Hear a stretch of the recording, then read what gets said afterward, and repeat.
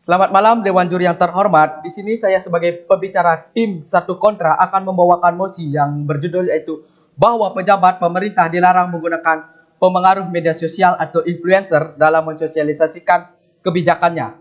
Adapun poin bantahan yang ingin saya bawakan pada malam hari ini adalah yang pertama adalah saya sangat menyayangkan argumen yang dibawakan oleh tim pemerintah atau tim pro tentang influencer membuat informasi atau kebijakan politik disalahpahami, bahwa sesungguhnya influencer memiliki tugas pokok itu hanya memberikan informasi. Jadi ketika ada kesalahpahaman, itu bukan murni kesalahan influencer. Sekali lagi saya tekankan, tugas pokok influencer adalah hanya memberikan informasi atau sebagai media atau sebagai wadah.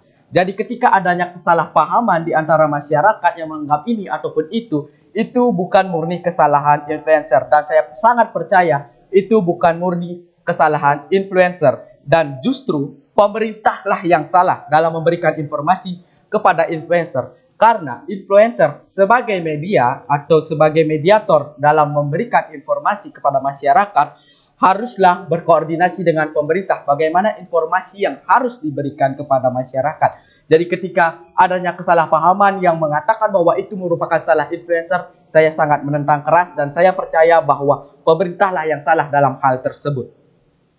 Kemudian Dewan Juri yang terhormat, adapun argumentasi yang kedua yang ingin saya bawakan. Yang pertama adalah tugas pemerintah tidak hanya merancang dan mengesahkan kebijakan, tetapi juga harus mensosialisasikan kebijakan tersebut.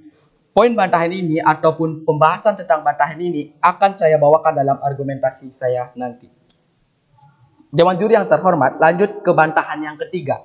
Bantahan ketiga ini merupakan bantahan yang saya sangat sayangkan dari argumen tim pemerintah ataupun tim pro. Bahwa tim pro ataupun tim pemerintah mengatakan setiap kebijakan publik perlu didiskusikan dengan rakyat. Saya ulangi, kebijakan publik atau setiap kebijakan publik perlu didiskusikan oleh rakyat. Namun tim pemerintah berargumen lagi yang seolah-olah tidak meyakinkan argumennya sendiri, dan tim pemerintah mengatakan tidak semua rakyat cerdas dalam menerima informasi. Jadi di sini saya sangat menyayangkan ketika tim pemerintah memberikan argumentasi, namun di argumentasi kedua malah menjadi bumerang ataupun malah berperangan dengan argumentasi pertama yang mengatakan bahwa kebijakan publik perlu didiskusikan rakyat, namun pemerintah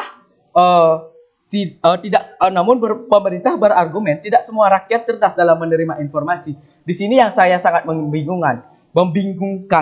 Jadi ketika pemerintah ingin mengambil kebijakan publik, itu pemerintah berharap untuk selalu didiskusikan oleh rakyat, tapi pemerintah sendiri tidak yakin bahwa tidak semua rakyat cerdas dalam menerima informasi. Jadi di sini yang saya sangat sayangkan, ketika rakyat tidak cerdas, tidak semua rakyat tidak cerdas.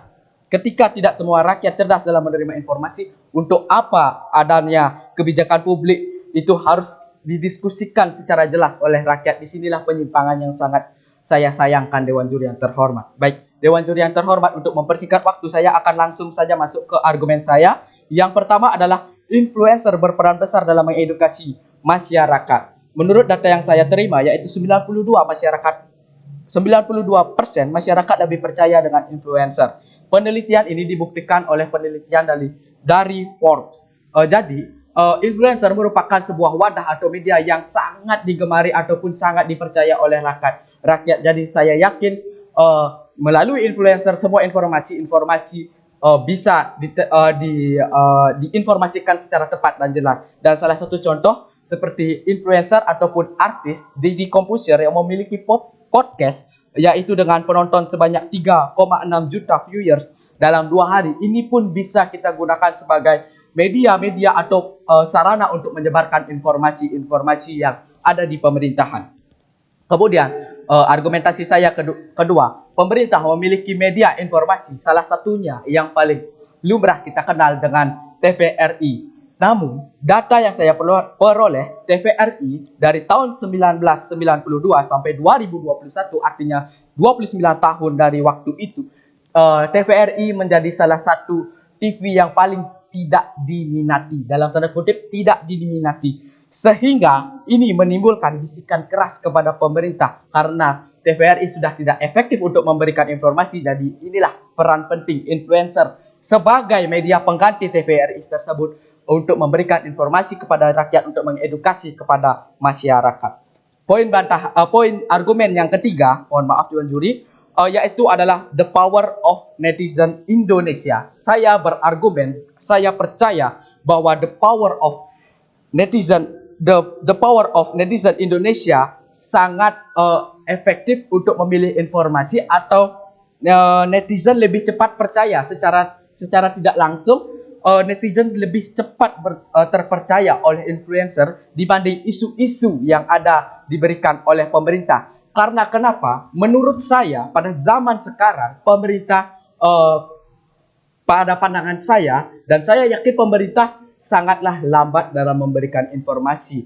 Lagipun tidak semua rakyat mengetahui informasi tersebut. Nah, jadi dengan adanya influencer, saya yakin dan saya sangat percaya setiap berita ataupun informasi ataupun kebijakan sekalipun yang dikeluarkan oleh pemerintah bisa terinformasi dengan baik melalui influencer dan setidaknya mampu mempengaruhi dengan baik kepada netizen ataupun masyarakat. Sehingga nantinya influencer ini sangat berguna dan sangat baik untuk memaparkan atau memberikan informasi-informasi. Sebagai contoh, salah satunya adalah seperti keadaan COVID-19 ini. Sekarang pariwisata, contohnya saja kita gunakan parameter di Bali. Contohnya di Bali sudah jarang turis asing maupun di domestik yang datang ke Bali untuk menikmati pariwisata.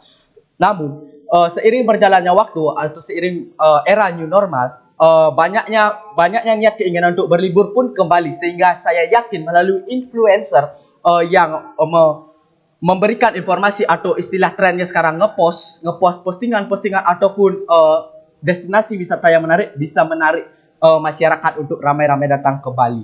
Dan sekali lagi Dewan Juri yang terhormat, argumentasi saya dan saya yakin untuk menetralisir kesalahpahaman antara influencer dalam memberikan informasi, sekali lagi saya tekankan dan saya serahkan tugas tersebut kepada pemerintah untuk lebih percaya dan untuk lebih aktif dalam mengedukasi influencer tersebut, sehingga tidak adanya kesalahpahaman dan influencer tersebut sangatlah efektif. Sekian dan terima kasih.